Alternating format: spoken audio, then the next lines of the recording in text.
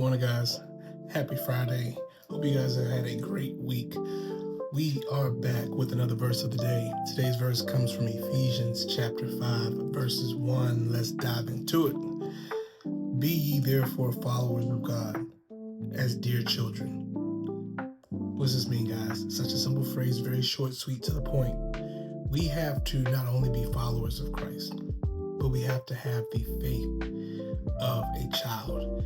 Follow Christ as if a child would follow their parent. What does this mean, guys? Our faith has to be unmatched. Children have some of the best faith in the world. Why? Because they don't have to see to believe. And that's the main thing that this is saying. You should not have to see God to know it was God. You shouldn't have to see the miracle to know the miracle. You shouldn't have to see God's people to know God's people. Why? Because it's not what you see, it's what you feel.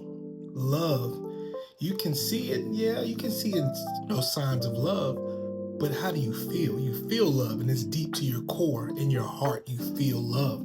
That's why they say God is love. God's on the inside of you, working on your heart. He changes people from the inside out, right? You'll never see it first, but you'll feel it first.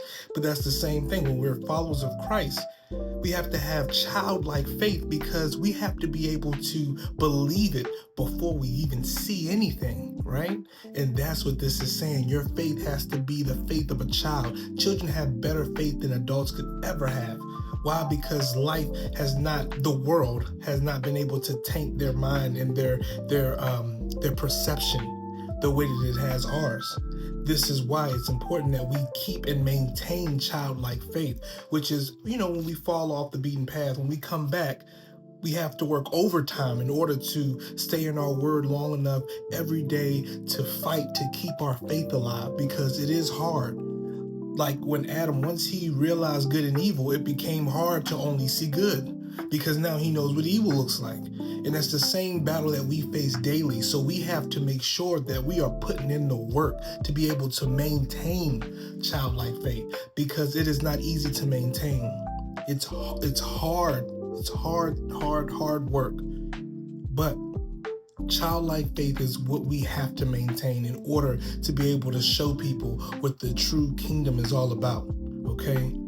We can't expect God to be there for us if we can't have faith in him only when we see. Like with your parents. If your parents told you, hey, look, don't do that, we're quick to just, okay, yes, ma'am, or yes, sir. When we were children, right? The same thing. Our Father, he lays out what not to do and what to do. Yes, sir.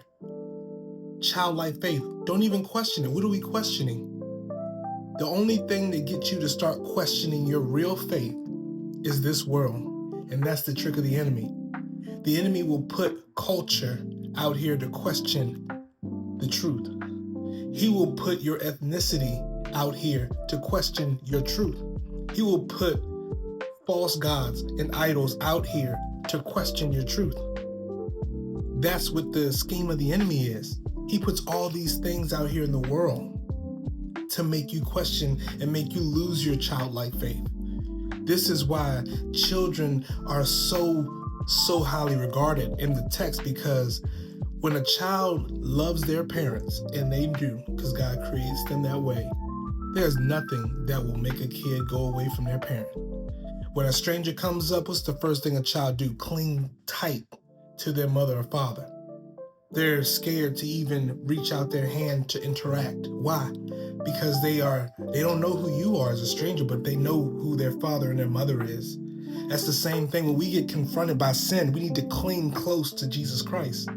That's what we must do in every situation. When depression tries to knock on our door, when anxiety tries to knock on our door, when all of these troubles of the world try to knock on our door, we cling close and tight to Jesus Christ, because that's how you have childlike faith. You never, ever, ever turn your back on the person that created you, okay? I love you guys, but of course, Jesus loves you more.